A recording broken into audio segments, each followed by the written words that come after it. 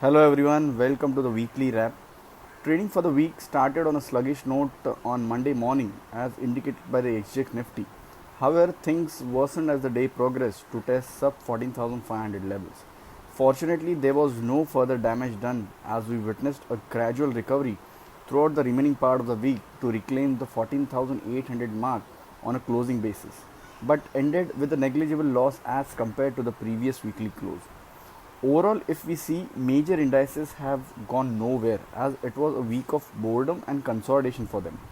There were one or two odd days when we witnessed some action in index heavyweights but didn't last too long as breakout attempts on either sides were turned unsuccessful. In the upward direction, we were seeing 4900 as a crucial hurdle on a closing basis. And after nearly 12 trading sessions, bulls attempted to break this barrier on an intraday basis but failed to maintain at the close.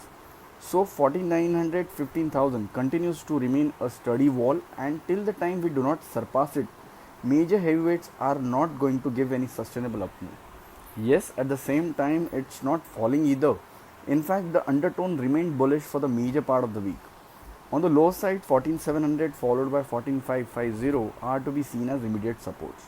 The deciding factor in days to come has to be the financial space. Since last couple of weeks, the banking index has been hovering around the strong support zone of 30 to 200, 30 to 400, which is the breakout point on the budget day as well as the 89 EMA on the daily chart.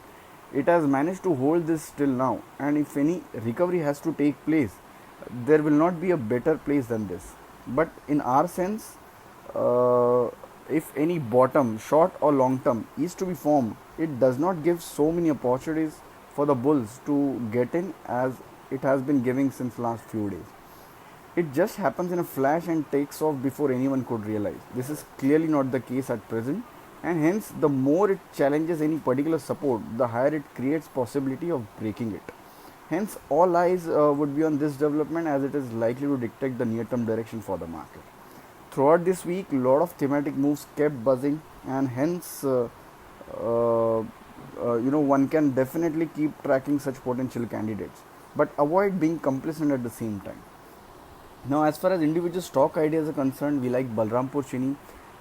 This stock has given phenomenal move over the past 10 to 12 months, and still there has been no stopping.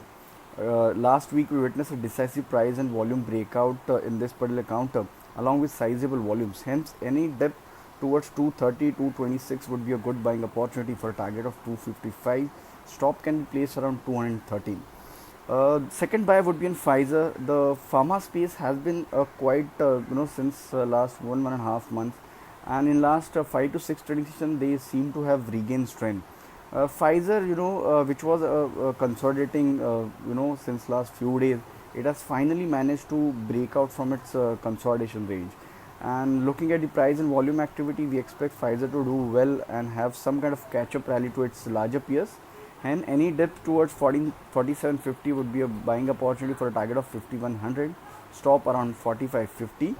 The solitary sell call would be in Bajaj Finance. The entire financial space has been the culprit since last few days, and NBMC, continues to sell.